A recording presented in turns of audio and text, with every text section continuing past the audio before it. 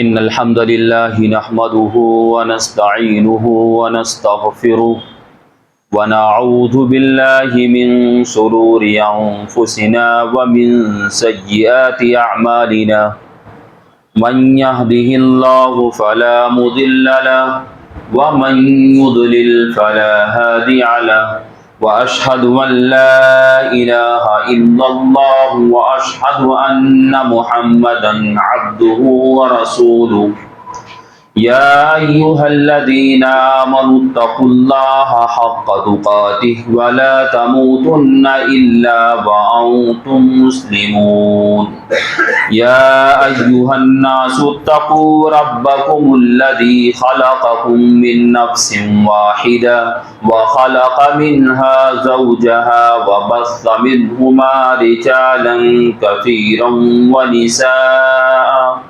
واتقوا الله الذي تساءلون به والأرحام إن الله كان عليكم رقيبا يا أيها الذين آمنوا اتقوا الله وقولوا قولا سديدا يصلح لكم أعمالكم ويغفر لكم ذنوبكم ومن يطع الله ورسوله فقد فاز فوزا عظيما أما بعد فإن خير الحديث كتاب الله وخير الهدي هدي محمد صلى الله عليه وسلم وشر الأمور محدثاتها وكل محدثة بدعة وكل بدعة ضلالة وكل ضلالة في النار أعوذ بالله السميع العليم من الشيطان الرجيم بسم الله الرحمن الرحيم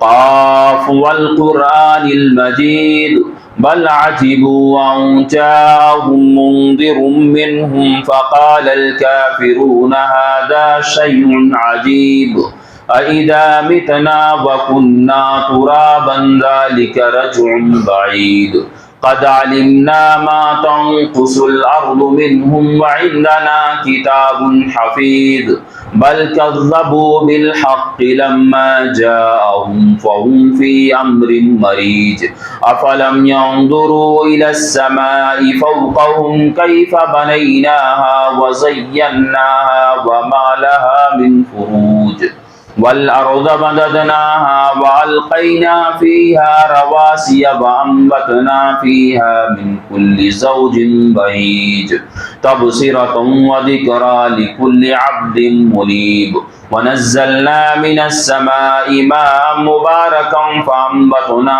به جنات وحب الحصيد والنخل باسقات لها طلع نضيد رزقا للعباد وأحيينا به بلدة ميتا كذلك الخروج كذبت قبلهم قوم نوح وأصحاب الرس وثمود وعاد وفرعون وإخوان لوط وأصحاب الأيكة وقوم تبع كل كذب الرسل فحق وعيد أفعينا بالخلق الأول بل هم في لبس من خلق جديد وقال الله تعالى في موضع آخر بسم الله الرحمن الرحيم قل هو الله أحد الله الصمد لم يلد ولم يولد ولم يكن له كفوا أحد۔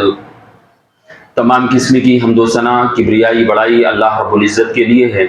درود و سلام نازل ہو تمام انبیاء علیہ الصلوۃ والسلام پر، بالخصوص ہمارے آخری نبی جناب محمد رسول اللہ صلی اللہ علیہ وسلم پر۔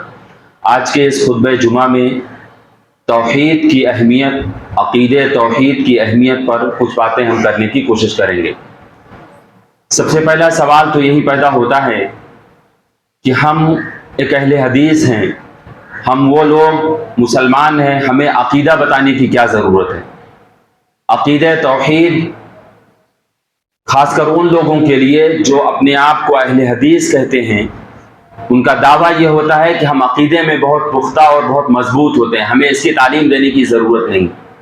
جبکہ میں یہ سمجھتا ہوں کہ یہ ایک غلط فہمی ہے۔ ہمارے اور آپ کے سماج میں، ہمارے اور آپ کے لوگوں میں ہی یہ باتیں کہتے ہوئے بہت سارے لوگ ملتے ہیں، اور بارہا اس بات کا فون آتا ہے کہ ہمارے گھر میں، کاروبار میں، شادی میں، گھر میں بہت سی ایسی چیزیں ہیں جس پر لوگوں نے رکاوٹ لگا دی ہے، مولانا صاحب بتائیے میں کیا کروں؟ بظاہر یہ ہے کہ لوگوں کو کیا لگتا ہے کہ کسی نے کوئی رکاوٹ پیدا کر دیا ہے، ہمارا کاروبار ترقی نہیں کر رہا ہے، ہماری دکان نہیں چل رہی ہے، ہمارے بزنسز ترقی کی طرف نہیں جا رہے ہیں، لگتا ہے کسی نے کوئی رکاوٹ پیدا کر دیا ہے۔ اب ظاہر سی بات ہے، ذرا آپ تھوڑا سے سنجیدگی سے اس بات کو سوچیں کہ کیا آپ کو لگتا ہے کہ کوئی کچھ کر دے تو آپ کا کاروبار رک جائے گا؟ یہ ہمارے اور آپ کے عقیدے میں کمزوری کی وجہ ہے، جو ہم یہ سمجھتے ہیں کہ کسی نے کوئی روک تھام لگا دیا ہے، ہماری بچیاں جوان ہو گئی ہیں، رشتے آتے ہیں، سب کچھ ٹھیک ہوتا ہے، لیکن رشتہ نہیں ہوتا ہے، ٹوٹ جاتا ہے۔ لوگوں کا یہ تصور ہے کہ رشتہ توڑنے والے کچھ لوگ موجود ہیں جو کچھ کرا چکے ہیں، رکاوٹ بن رہے ہیں۔ جبکہ میرے بھائیوں اور دوستوں، یہ عقیدہ رکھنا، یہ سوچنا، یہ بلیو رکھنا کہ کسی نے کچھ کر دیا ہے اس وجہ سے ہمارا یہ نقصان ہو رہا ہے، یہ ہمارے عقیدہ توحید میں کمزوری کی وجہ ہے۔ اور ایک دو جگہ پر اس موضوع کے اختیار کرنے کی ایک وجہ اور بھی رہی کہ آج ہمارے سماج میں شرک کو بہت معمولی سمجھ لیا گیا ہے۔ ایک مثال کے طور پر اگر کسی نے آپ کے سامنے یہ کہا فلاں جگہ پر فلاں آدمی نے غیر اللہ کے نام پہ، اللہ کے علاوہ کے نام پر ایک جانور ذبح کیا ہے، آپ کے سامنے جب وہ بات آئے گی تو آپ کا رد عمل آپ کے بارے میں بہت مختصر، بہت چھوٹی سی سوچ ہوگی، ہاں یہ تو لوگ ایسا کرتے ہیں، بہت سارے لوگ کرتے ہیں، اور کون سی بڑی بات ہے۔ جبکہ اس کے بارے میں ہمارا رد عمل یہ ہونا چاہیے کہ ایسا انسان ہمارے سماج میں نہیں ہونا چاہیے، ایسا انسان اگر ہمارے سماج میں ہے تو اس کی اصلاح ہونا چاہیے، ایسا انسان اگر ہمارا پڑوسی ہے تو اس کو عقیدہ توحید کے بارے میں بتانا چاہیے کہ اللہ کے علاوہ کسی اور کے سامنے جھکتے نہیں ہیں، اللہ کے علاوہ کسی اور کے نام پر جانور ذبح نہیں کرتے ہیں، اللہ کے نام سے ہی جانور ذبح کیا جا سکتا ہے، کسی اور کے نام پہ نہیں کیا جا سکتا۔ یہ رد عمل، یہ فکر کرنے کی ہمیں اور آپ کو ضرورت ہے۔ ایک تیسری وجہ اس موضوع کو اختیار کرنے کی یہ تھی کہ آج ہمارے سماج میں یہیں سے دھاراوی کی جگہ پر بہت سارے لوگ اسلام کو چھوڑ کر کے ایکس مسلم ہونے کا دعویٰ کر رہے ہیں، وہ دہریہ ہو جاتے ہیں، وہ الحاد کے شکار ہو جا رہے ہیں، وہ کسی مذہب کو فالو نہیں کر رہے ہیں، وہ اپنے آپ کو ہندو بھی نہیں کہتے، وہ اپنے آپ کو ہندوازم میں بھی نہیں لے جاتے، وہ اپنے آپ کو یہودی بھی نہیں کہتے، وہ اپنے آپ کو کرسچن بھی نہیں کہتے، وہ اپنے آپ کو عیسائی بھی نہیں، کسی دھرم میں وہ نہیں جاتے ہیں، بلکہ وہ کہتے ہیں کہ اللہ کچھ بھی نہیں ہے، رسول اللہ کی کوئی تعارف نہیں ہے، بلکہ وہ اللہ اور اس کے رسول کا انکار کرتے ہیں اور اپنے آپ کو ایکس مسلم بتاتے ہیں کہ میں مسلم تھا اور آج اسلام کو چھوڑ دیا ہوں۔ یہیں پر آپ کے اور ہمارے سماج میں آپ یوٹیوب پر اٹھا کر کے دیکھیں، صرف ایکس مسلم لکھیں، دسیوں نام آپ کے سامنے آئیں گے جو یوٹیوب پر، فیس بک پر، سوشل میڈیا پر اس طریقے سے ارتداد کا، مرتد ہونے کی لہر پھیلا رکھی ہے کہ آج ہمارے سماج میں ہر انسان کو یہ پتا ہونا چاہیے کہ توحید کیا ہے، اللہ کا پیغام کیا ہے، رسول اللہ کی محبت کیا ہے، رسول اللہ کی اہمیت کیا ہے، ہمارے اور آپ کے دلوں میں اور ہمارے بچوں کے دلوں میں، ہمارے آنے والی نسلوں کے دلوں میں یہ پیوست ہونا چاہیے، یہ مضبوطی کے ساتھ ایمان ہونا چاہیے کہ اللہ واحد موجود ہے، اللہ موجود ہے، اللہ رب العالمین کی ذات موجود ہے، اور اس کے ساتھ ساتھ میں توحید کا مطلب یہ ہے کہ اللہ کو ایک ماننا، اللہ کو ایک ماننا، اور اللہ کی عبادت ہی صرف اور صرف اسی کی عبادت کرنا، کسی اور کی عبادت نہ کرنا، صرف اللہ کی عبادت کرنا اور کسی اور کی عبادت نہ کرنا، یہ توحید ہے۔ اور اس کے ساتھ ساتھ میں توحید میں یہ بات بھی شامل ہے کہ اللہ کے نام اور اس کے اسماء و صفات، اللہ کے جو نام ہے، اس کے کوالٹیز جو ہیں، اس میں بھی اللہ کے ساتھ میں کسی کو شریک نہیں کیا جا سکتا ہے۔ اللہ رب العالمین نے بہت صاف الفاظ میں کہا لَيْسَ كَمِثْلِهِ شَيْءٌ وَهُوَ السَّمِيعُ الْبَصِيرُ، اللہ کی جیسا کوئی نہیں ہے، وہ سننے اور دیکھنے والا ہے۔ اگر کوئی کہے ہمارے اور آپ کی جیسا دیکھنے والا ہے تو یہ غلط عقیدہ ہے۔ اللہ کیسے دیکھتا ہے؟ اللہ بہتر جانتا ہے. اس کا ذکر قرآن اور حدیث کے اندر اللہ رب العالمین نے نہیں کیا ہے. اللہ نے دیکھنے کا ذکر کیا ہے. ہمارا اور آپ کا عقیدہ ہونا چاہیے اللہ ہمیں دیکھتا ہے. اللہ نے سننے کا ذکر کیا ہے قرآن مجید میں. ہمارا اور آپ کا یہ عقیدہ ہونا چاہیے کہ اللہ سنتا ہے. کیسے سنتا ہے اللہ رب العالمین جانتا ہے, ہم اور آپ نہیں جانتے ہیں. سب سے بیسک بات یہ ہے کہ ہمارے اور آپ کی یہ توحید یہ بنیاد اور اساس کی حیثیت رکھتی ہے. ہمارے اور آپ کے وجود, ہم اور آپ ایک مسلمان اور ایک انسان ہیں, تو سب سے پہلی بات ہمارے لیے ضروری ہے کہ ہم اپنے عقیدے کو, اپنے توحید کو, اپنے بلیف, اپنے فیتھ کو بہتر اور مضبوط بنائیں اور صحیح طریقے پر لے کر کے آئیں. یہ ہمارے اور آپ کے لیے ضروری ہے, ورنہ یہ بنیاد ہے. اگر بنیاد ٹیڑھی ہو گئی, بنیاد کمزور رہی, اس کے اوپر جو عمارت آپ لگائیں گے وہ عمارت کھوکھلی ہوگی, وہ عمارت ڈھہ جائے گی, وہ عمارت کسی قابل نہیں ہوگی, کسی لائق نہیں ہوگی.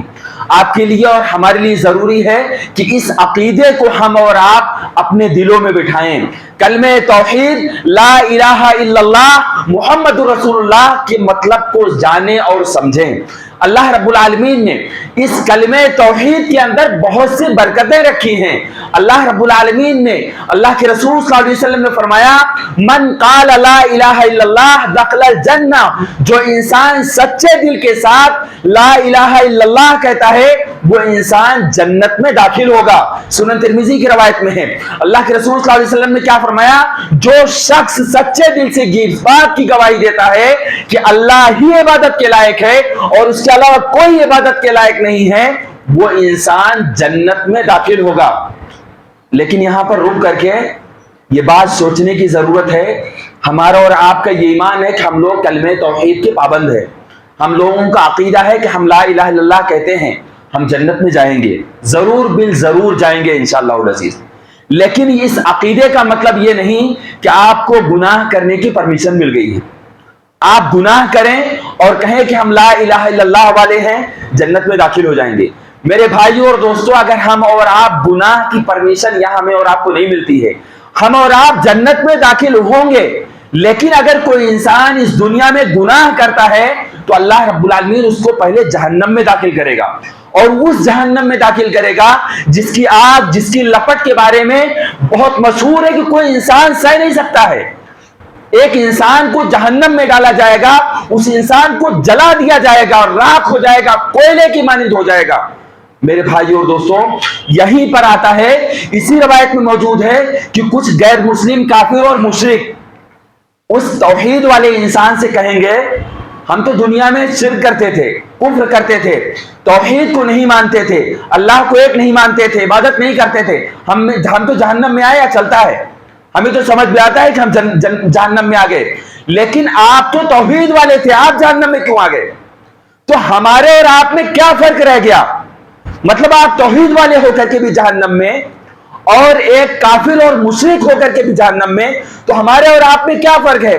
اس وقت جب یہ تانا دیتے ہیں ایک توحید والے انسان کو جو جہنم میں جاتا ہے, تو اللہ رب العالمین کی غیرت جاگ جاتی ہے. اللہ حدیث میں آتا ہے کہ اللہ رب العالمین اسی وقت اس سزا کو مکمل کرتا ہے جو انسان دنیا میں گناہ کرتا ہے, اس کو پھر اللہ رب العالمین جہنم سے نکال دیتا ہے اور وہ انسان کوئلے کے مانند ہوتا ہے. اللہ اس کو سبز و شاداب کرتا ہے اور جنت میں داخل کر دیتا ہے.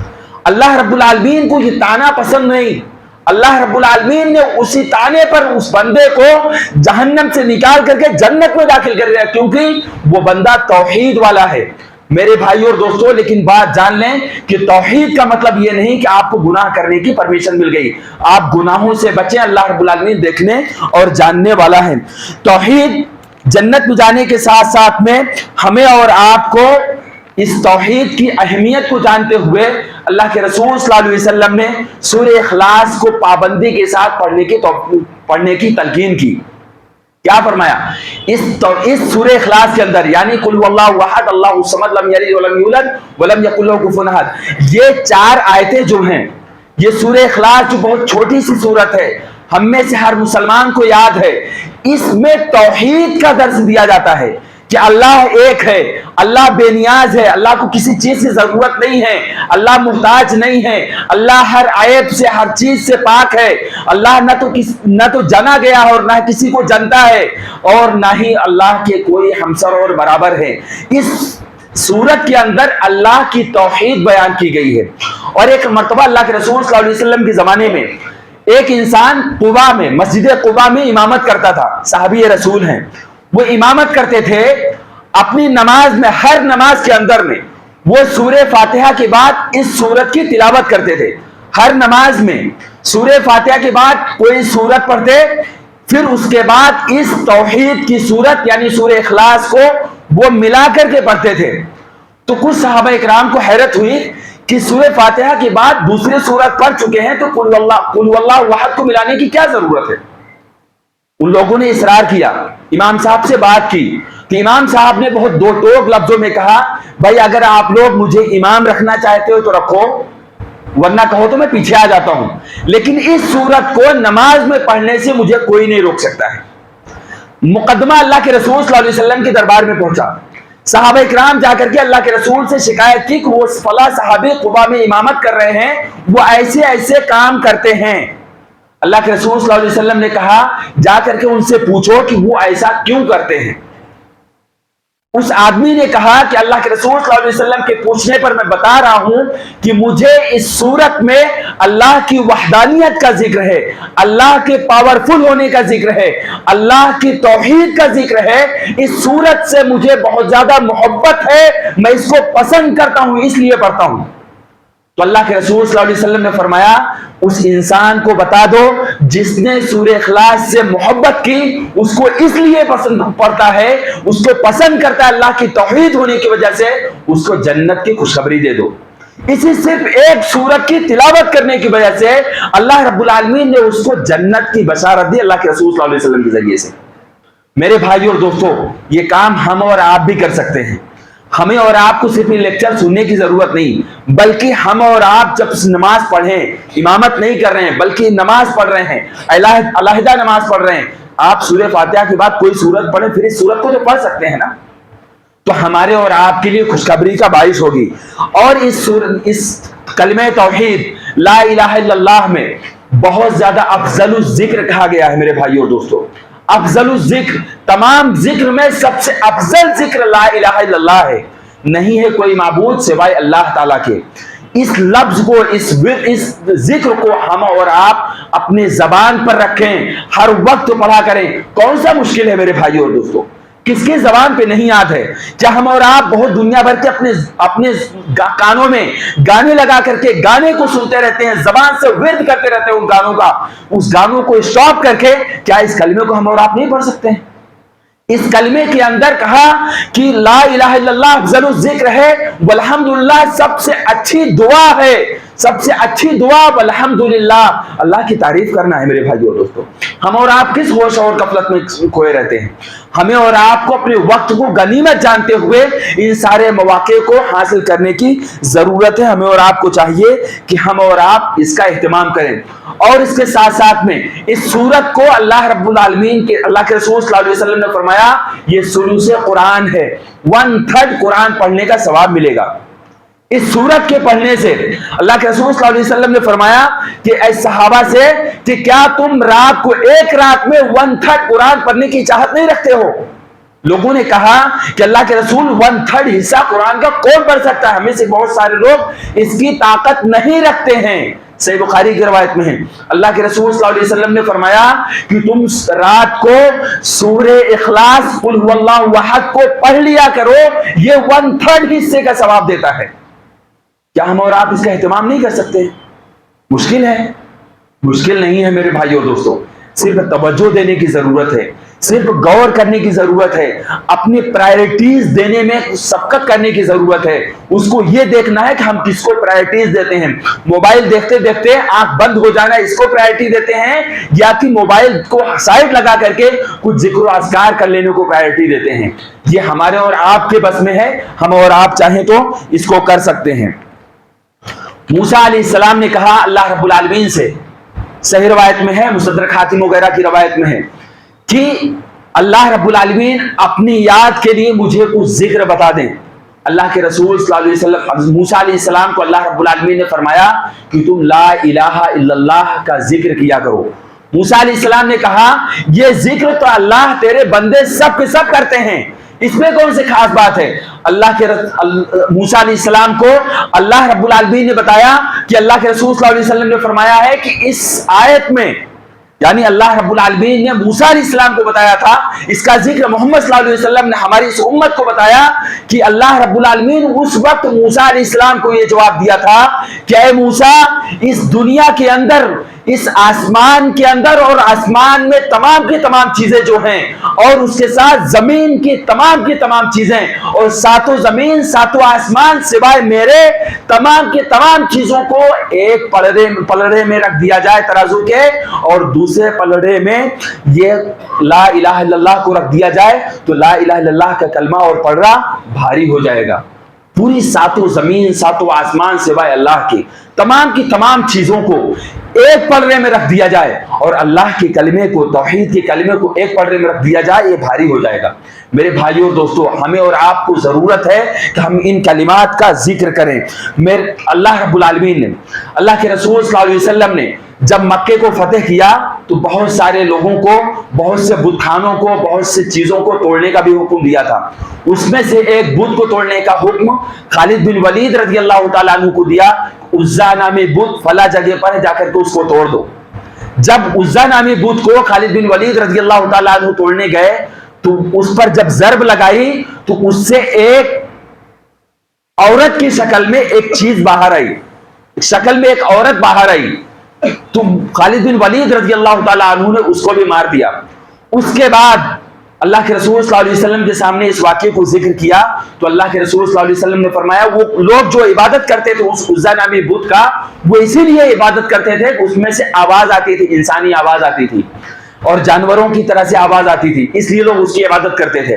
تو اللہ کے رسول صلی اللہ علیہ وسلم نے فرمایا جب آپ نے اس پر ضرب لگائی تو وہ شیطانیات، شیطان تھا وہ جو نکل کر کے وہاں سے بھاگا ہے۔ تو میرے بھائی اور دوستو، جو لوگ بتوں کی پوجا کرتے ہیں، جو لوگ شرک کرتے ہیں، جو لوگ درگاہوں اور مزاروں پر جاتے ہیں، وہ اللہ کی عبادت نہیں کرتے، وہ شیطان کی عبادت کرتے ہیں۔ میرے بھائی اور دوستو، اگر کچھ کرامتیں ہو جاتی ہیں، اگر کچھ لگتا ہے آپ کو وہاں سے فائدے پہنچ جاتے ہیں تو وہ اللہ کی طرف سے نہیں ہے، بلکہ وہ شیطان کی طرف سے ہے۔ وہ اللہ رب العالمین کی اذن کو شیطان کی طرف سے ہے، جو اللہ رب العالمین کو پسند نہیں، ہمارے اور آپ کے لیے ایک آزمائش ہے۔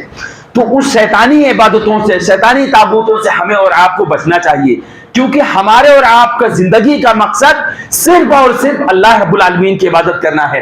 اللہ رب العالمین نے فرمایا سورہ زاریات سورہ نمبر 51 اور آیت نمبر 56 میں فرمایا وَمَا خَلَقْتُ الْجِنَّ وَالْإِنسَ إِلَّا لِيَعْبُدُونَ، میں نے انسانوں اور جناتوں کو نہیں پیدا کیا سوائے اس لیے کہ وہ میری عبادت کریں۔ یہاں لیعبدون سے مراد بہت سارے مفسرین نے اور بہت سارے محدثین نے لیوحدون لیا ہے کہ ایک اللہ کو جانا جائے، اور ایک مراد یہ لیا گیا ہے ولیعرفون کہ اللہ کو پہچان لیا جائے، اللہ کی قدرت کو پہچان لیا جائے، اللہ کی عبادت کو پہچانا جائے، اللہ کی عبادت کیا جائے اور اللہ کو جانا اور پہچانا جائے۔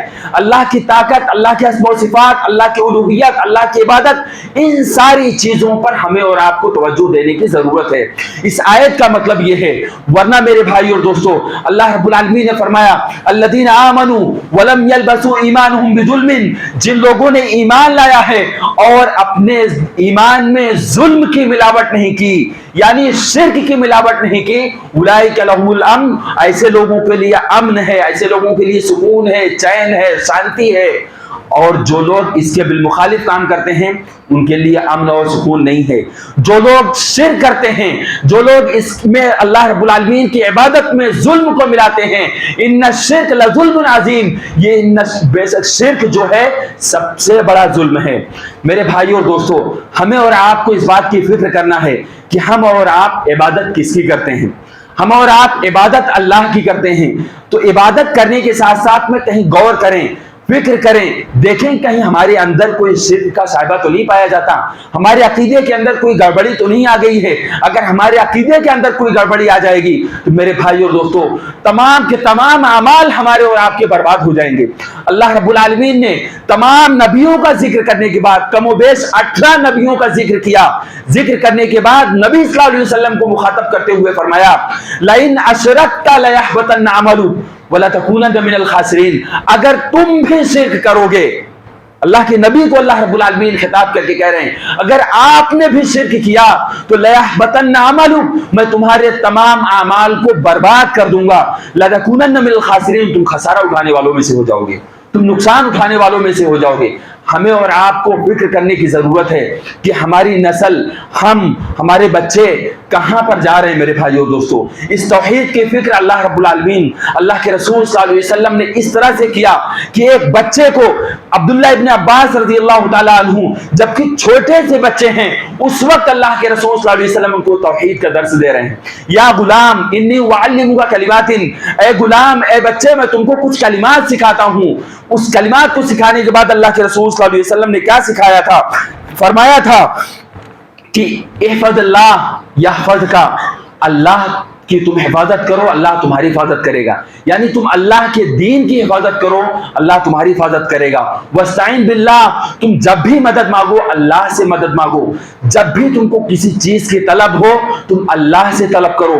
ये मेरे भाइयों दोस्तों अल्लाह के रसूल सल्लल्लाहु अलैहि वसल्लम अपने बच्चों को सिखा रहे हैं, अपने बच्चों को सिखा रहे हैं। क्या हम और आप कभी अपने बच्चों को लेकर के कभी इस बारे में तज़किरा करते हैं कि अल्लाह कौन है, अल्लाह कहाँ है, हमें और आपको किसने पैदा किया? क्या हमें और आपने संजीदगी से हम तमाम सिलेबस, तमाम की तमाम चीजों पर गौर तो करते हैं, तमाम की चीजों को लेकर के बैठते हैं अपने बच्चों के साथ, अपने बच्चों के मुस्तकबिल के बारे में फिक्रमंद होते हैं, अपने बच्चों के बारे में तो न जाने क्या क्या तरक्कियों के बारे में सोचते हैं, लेकिन नहीं सोचते तो उसके अकीदे के बारे में नहीं सोचते, उसके आखिरत के बारे में नहीं सोचते। मेरे भाई और दोस्तों हमें और आपको क्या फर्क पड़ता है? हम और आप क्यों होश के नाखून नहीं लेते हैं? क्या हमें आखिरत में अपने बच्चों को जहन्नम से नहीं बचाना चाहिए? क्या हम और आप अपने बच्चों को जहन्नम में जलता हुआ देखना पसंद करेंगे? नहीं मेरे भाई और दोस्तों, इसीलिए अल्लाह रब्बुल आलमीन ने फरमाया कू अनफुसकुम व अहलीकुम नारा, अपने आप को जहन्नम से बचाओ और अपने अहलो अयाल को जहन्नम से बचाओ। अहलो अयाल में कौन आते हैं? आपकी बीवी, आपके बच्चे, आपके कुंबा कबीले वाले, ये सब आपके कबीले में आते हैं, आपके अहलो अयाल में आते हैं। मेरे भाई और दोस्तों हमें और आपकी जरूरत है कि हम और आप अपने बच्चों को तौहीद का दर्स दें, शिर्क से बाज रखें। शिर्क मेरे भाई और दोस्तों सबसे बड़ा जुल्म है, सबसे घटिया काम है।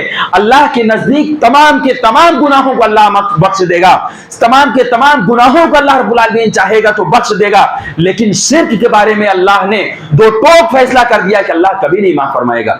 हमें और आपको जायज मान, एक छोटी सी मिसाल मैं आपको देता हूं, जबकि अल्लाह किसी मिसाल का मोहताज नहीं, अल्लाह के लिए मिसाल नहीं दी जा सकती है, सिर्फ समझने के लिए मिसाल दे रहा हूं। हम किसी लड़की से यानी अपनी बीवी से मोहब्बत करते हैं, बहुत ज्यादा मोहब्बत करते हैं। जब बीवी कोई गलती कर जाए तो कहते हैं जाने दो, कोई बात नहीं, ये मामला कपड़ा जला दे आपकी स्त्री करते हुए तो आप कहेंगे चलो जाने तो कोई दूसरा आ जाएगा, खाने में कोई और तकलीफ आ जाए, कुछ और बात हो जाए तो आप उसको माफ कर देंगे।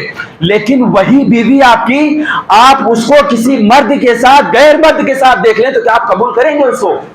आप उसको मारेंगे, आप उसको धुकार देंगे, आप उसको फटकार देंगे, आप अपने घर से उसको निकाल देंगे। मेरे भाइयों दोस्तों आप उस गैरत, आपकी गैरत इस बात की गवाही देगी कि आप उसको कभी नहीं रखेंगे, उसका मुंह नहीं देखना चाहेंगे। मेरे भाई और दोस्तों अल्लाह रब्बुल आलमीन को जब हम और आप शरीक करते हैं उसके खालिके कायनात में, उसके रुबूबियत में, उसकी इबादत में, उसके अस्मा और सिफात में, तो अल्लाह कैसे बर्दाश्त करेगा? अल्लाह तमाम कायनात का कंट्रोलर है, तमाम कायनात को पैदा करने वाला है, तो उसमें किसी और की मदद हासिल करना, अल्लाह कहता है तुम मुझसे मांगो मैं देने वाला हूं। आज हमारे मुसलमान भाई किसी गैरुल्लाह के सामने सर झुकाते हैं और चाहते हैं कि वो देता है। अल्लाह की इस बात को पसंद करेगा? नहीं पसंद करेगा। मेरे भाई और दोस्तों यही मिसाल सही बुखारी के अंदर में आया है। एक सहाबी रसूल साद बिन उबादा रज़ियल्लाहु ताला अन्हु कहते हैं कि मैं अपनी बीवी के साथ किसी इंसान को देख लूं तो मैं नंगी तलवार के जरिए से उस इंसान को मार डालूंगा। जब अल्लाह के रसूल सल्लल्लाहु अलैहि वसल्लम की बात पहुंची साद बिन उबादा की, तो अल्लाह के रसूल सल्लल्लाहु अलैहि वसल्लम फरमाया अताजबून साद गैरत सादिन, क्या तुम लोग साद की गैरत पर ताज्जुब करते हो? वल्लाही अना अग़यरु मिन, मैं 7 से ज्यादा गैरतमंद हूं, और वल्लाही अग़यरु मिन्नी, बेशक अल्लाह मुझसे ज्यादा गैरतमंद है। अल्लाह शिर्क को कभी नहीं पसंद कर सकता है मेरे भाइयों दोस्तों। अल्लाह कभी नहीं कबूल करेगा कि अगर कोई इंसान इस दुनिया में रहते हुए शिर्क करके मर जाता है तो अल्लाह रब्बुल आलमीन उसको कभी माफ नहीं करेगा। अलल ऐलान सूरह निसा की आयत नंबर 48 में फरमाया, इन्नल्लाह ला यग़फ़िरु अन युशरक बिही व यग़फ़िरु मा दूना ज़ालिका लिमन यशा। क्या फरमाया कि बेशक अल्लाह रब्बुल आलमीन शिर्क को कभी नहीं माफ करेगा, इल्ला कि इसके अलावा जो भी गुनाह होंगे अल्लाह चाहेगा तो माफ फरमा देगा। जो लोग कबीरा गुनाह करते हैं वो अल्लाह की मशीयत पर है, अल्लाह चाहेगा तो माफ करेगा, चाहे तो सजा देगा। लेकिन शिर्क का मामला अल्लाह ने मशीयत में नहीं छोड़ा है। अल्लाह ने ऐलान किया है, अल्लाह के साथ किसी ने शरीक किया अल्लाह उसको माफ नहीं करेगा। मेरे भाइयों दोस्तों, आज हमारे समाज और मुआशरे में लोग दरगाहों पे जाकर के सजदे करते हैं, लोग ताजीम करते हैं, लोग उसके सामने सवाली बनते हैं, लोग उनसे मांगते हैं जो कुछ नहीं दे सकते हैं, कुछ नहीं दे सकते हैं। मेरे भाइयों दोस्तों, उनके सामने सवाल करते हैं, उनके सामने हाथ फैलाते हैं, उनके सामने सजदे नियाज करते हैं, उनके सामने अपनी पेशानी को नियाज करते हैं, अपनी पेशानी झुका देते हैं। मेरे भाइयों दोस्तों, जो कुछ नहीं दे सकते हैं, उनकी ताकत में कुछ नहीं है, वो तो खुद मुहताज हैं कि अल्लाह उनको कुछ फैसला दे दे, अल्लाह उनके साथ में कुछ रहम का मामला कर दे। अल्लाह रब्बुल आलमीन उनके बस में कुछ भी नहीं है। मेरे भाइयों दोस्तों, ये उनसे मांगने की जरूरत नहीं, बल्कि उस अल्लाह वाहिद से मांगो जो अल्लाह आपके गुनाह करने के बाद भी कहता है, या इबादी अल्लज़ीना असरफू, ऐ मेरे वो बंदे जो गुनाह किए हो, ऐ मेरे बंदे, अल्लाह रब्बुल आलमीन ने कहा, ऐ मेरे बंदे जो गुनाह करते हो, तुम अपने गुनाह से बाज आ जाओ और अल्लाह की रहमत से मायूस ना हो। तुम तौबा कर लो, अल्लाह से माफी मांग लो, अल्लाह के सामने सर झुका लो, अल्लाह के सामने तमाम शिर्क और कुफ्र से बाज आ जाओ, तौबा कर लो सच्चे दिल से, अल्लाह तुम्हें माफ फरमा देगा। अल्लाह रब्बुल आलमीन रोजाना ऐलान करता है, अदऊनी अस्तजिब लकुम, कि तुम अल्लाह से दुआ मांगो, अल्लाह तुम्हारी दुआ को कबूल करेगा। आप गैरुल्लाह के सामने सर झुकाते हैं, वो तो खुद नहीं दे सकते हैं कुछ भी, अल्लाह से मांगिए जो अल्लाह देने वाला है। अल्लाह रब्बुल आलमीन रोजाना रोजाना आसमाने दुनिया पर, समय दुनिया पर रोज तिहाई, आखिर की तिहाई रात में नाजिल होता है, रोज नाजिल होता है और पुकार लगाता है। मेरे भाइयों और दोस्तों, क्या फरमाता है, मन यदऊनी फास्तजीब लहू, कोई है जो मुझसे सवाल करे, कुछ मांगे मुझसे, मैं उसको दे दूं। कोई है जो मुझसे दुआ करे, मैं उसकी दुआ को कबूल कर लूं। यह अल्लाह रब्बुल आलमीन ऐलान कर रहा है, यह अल्लाह का ऐलान है, किसी गैरुल्लाह का नहीं। मेरे भाइयों दोस्तों, हम और आप रोजाना आसमान, अल्लाह रब्बुल आलमीन आसमान दुनिया पर नाजिल होता है और रोज ये ऐलान लगाता है, हम और आप रात के तिहाई हिस्से में उठें, अल्लाह को पुकारें। आपकी कौन सी मुश्किल ऐसी है, कौन सी ऐसी हाजत है जो पूरी नहीं हो रही है, अल्लाह पूरा कर देगा। अल्लाह का ऐलान है। क्या फरमाया आगे, मन यसअलुनी फअउतियहु, कौन है जो मुझसे कुछ सवाल करे, मांगे, मैं उसको अता कर दूं।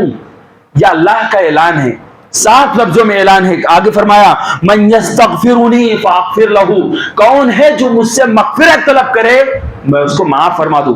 मेरे भाइयों दोस्तों, हम और आप गुनहगार हैं, हम और आप अल्लाह रब्बुल आलमीन के नाफरमान बंदे हैं, इस बात को हम तस्लीम करते हैं। लेकिन मेरे भाइयों दोस्तों, शिर्क का साहिबा, तौहीद की मुखालिफत हम नहीं कर सकते। इसी बात का हम और आप ख्याल रख लें कि अल्लाह रब्बुल आलमीन बेनियाज है, अल्लाह रब्बुल आलमीन एक है, इबादत में सिर्फ उसी की इबादत की जाएगी। अल्लाह रब्बुल आलमीन अपनी इबादत में, तमाम कंट्रोल में, तमाम चीज़ों का खालिक और मालिक वही है, उसके अलावा कोई मालिक नहीं है। और अल्लाह रब्बुल आलमीन अस्मा व सिफात में अकेला है और उसके जैसा कोई नहीं है। ये हम और आप अगर तस्लीम कर लेते हैं, इस अकीदे को अपने दिल में बिठा लेते हैं, उसके बाद अल्लाह रब्बुल आलमीन से हम सवाल करते हैं, अल्लाह से मांगते हैं, अल्लाह से गिड़गिड़ाते हैं, अल्लाह से रो रो करके सवाल करते हैं। मेरे भाइयों दोस्तों, सच्चे दिल के साथ में एक मरतबा अल्लाह रब्बुल आलमीन से सच्चे दिल के साथ, दिल के उभार के साथ में आप अल्लाह से मांग करके तो देखिए, आपकी हाजत नहीं पूरी हो तो बताइएगा। अल्लाह रब्बुल आलमीन इस बात को पसंद करता है कि अल्लाह से मांगा जाए। लोगों से मांगो तो लोग नाराज हो जाते हैं। अल्लाह रब्बुल आलमीन, अल्लाह के रसूल सल्लल्लाहु अलैहि वसल्लम ने फरमाया, मन लम यसअलिल्लाह, जो लोग अल्लाह से सवाल نہیں کرتے, اللہ سے مانگتے نہیں ہیں, اللہ کے سامنے ہاتھ نہیں پھیلاتے ہیں, فَلْيَغْضَبْ عَلَيْهِ, اللہ اس پر ناراض ہوتا ہے جو لوگ نہیں مانگتے ہیں. آپ سوال کریے, اللہ سے دعا مانگیے, چھوٹی سے چھوٹی چیز اللہ سے مانگیے, بڑی سے بڑی چیز اللہ سے مانگیے. اللہ کی قدرت میں تمام کی تمام چیزیں ہیں. اللہ رب العالمین آپ کو اپنی نعمت سے محروم نہیں کرے گا. ہم آخر میں اللہ رب العالمین سے دعا کرتے ہیں, بار الہ ہم تمام لوگوں کو کہنے سننے سے زیادہ عمل کرنے کی توفیق عطا فرما.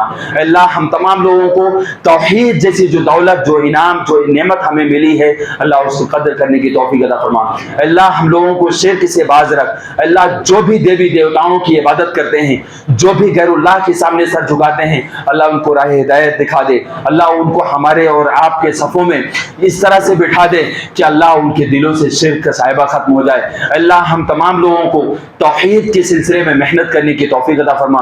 لوگوں کو شرک سے